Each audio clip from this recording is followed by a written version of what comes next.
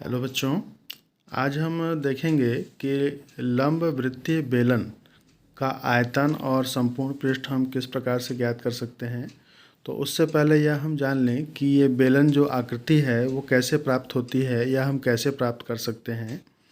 तो जैसा कि आप यहाँ चित्र में देख रहे हैं, यह एक शीट है। शीट यानी कि एक आयताकार सरफेस है या सतह है जिसको दोनों ओर से मोड़ करके हमने एक बेलनाकार आकृति दी है। तो यह जो बेलन होता है, जैसे कि आप देखते हैं गैस सिलेंडर जो होता है वो भी बेलन की ही आकृति है। और बहुत सारी चीज़ें आपको बेलन की आकृति में प्राप्त हो जाएंगी या आप अपने आसपास देख सकते हैं।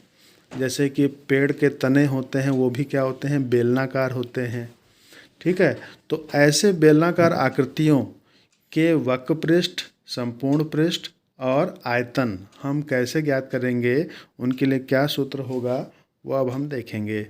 तो वक्र पृष्ठ क्या चीज़ है, संपूर्ण पृष्ठ क्या चीज़ है, आइए इसको जान लेते हैं। तो ये जो सिलेंडर हमने बनाया था या बेलन हमने बनाया था वो इस प्रकार से हुआ।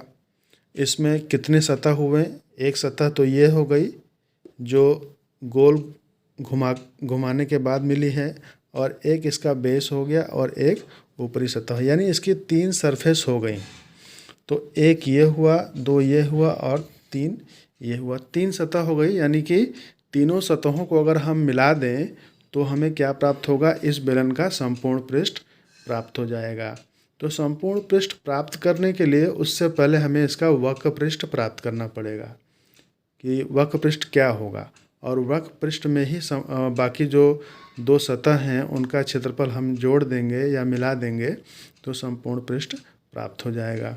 तो उससे पहले आइए हम देखते हैं कि वक्र पृष्ठ कैसे हम ज्ञात कर सकते हैं। तो हमने आपको बताया कि वक्र पृष्ठ जो आपका रेक्टेंगुलर शीट है या आयताकार जो चादर है, इसको एक के ऊपर एक ओवरलैप गोल में मोड़ते हुए हमने एक सिलेंडर प्राप्त किया था। यानी कि जो इस सिलेंडर का जो बेस हुआ वो कैसा है, वृत्ताकार, और ये इसकी जो परिधि होगी वह इस आयताकार शीट की लंबाई के बराबर होगी, और जो बेलन की ऊंचाई होगी वह इस आयताकार शीट की चौड़ाई के बराबर होगी। तो जब हम इसका क्षेत्रफल ज्ञात करेंगे, आयत का क्षेत्रफल आप जानते हैं क्या होता है, लंबाई गुणे चौड़ाई, यानी कि L इंटू बी। अब L क्या हो गया, इस वृत्ताकार भाग की परिधि, और परिधि का सूत्र आप जानते हैं 2πr, यानी इसको हम कह सकते हैं कि पाई गुणे व्यास, और r क्या होती है वहाँ पे, उस वृत्ताकार भाग की त्रिज्या होती है।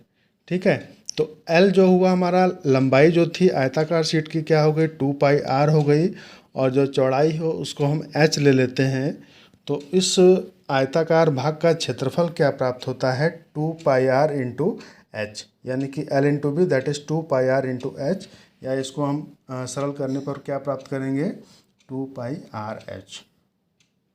तो 2πrh क्या होता है, लंब वृत्तीय बेलन का वक्र पृष्ठ, जो कि हमने यहाँ पहले से लिखा हुआ है, lateral surface area is equal to 2πrh, या इसको हम कर्व्ड सरफेस एरिया भी कहते हैं। अब टोटल सरफेस एरिया की बात करें तो टोटल सरफेस एरिया कैसे प्राप्त होगा, इस कर्व सरफेस एरिया और प्लस वृत्ताकार भाग का क्षेत्रफल और प्लस नीचे वाले जो उसका आधार है उस वृत्तीय भाग का क्षेत्रफल। तो 2πrh हमें मिला था वक्र पृष्ठ, और उसके बाद हम ये πr² और πr² इसमें जोड़ रहे हैं। πr² क्या है, आप जानते हैं वृत्त का क्षेत्रफल क्या होता है, πr²। तो एक वृत्त आपको ऊपर दिख रहा है, एक वृत्त नीचे दिख रहा है, तो यही तो वृत्त हैं πr² प्लस πr², जिनके क्षेत्रफलों को हमने इसमें जोड़ दिया है, यानी कि 2πrh प्लस 2πr² ये मिलता है। अब इसमें से कुछ कॉमन अगर हम चाहेंगे तो 2πr और 2πr कॉमन दोनों में मिल जाएगा। तो हमने 2πr यहाँ से कॉमन किया, बचा क्या, h, और इस पद में 2πr कॉमन करने के बाद r का एक पावर बचेगा, यानी कि टोटल सरफेस एरिया क्या हो जाएगा, 2πr into H plus are. तो ये हो गया टोटल सरफेस एरिया। अब जो वॉल्यूम यानी कि आयतन होता है, आयतन क्या हो जाएगा इसका, वॉल्यूम इज इक्वल टू, ये फार्मूला इसका है पाई आर स्क्वायर एच।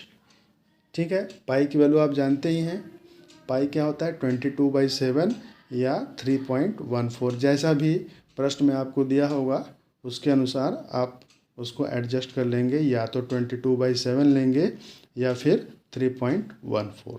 तो ये आपने देखा कि राइट सर्कुलर सिलेंडर का जो वॉल्यूम और टोटल सरफेस एरिया और लेटरल सरफेस एरिया हम कैसे ज्ञात कर सकते हैं, वो इस तरीके से हम इसको ज्ञात कर सकते हैं।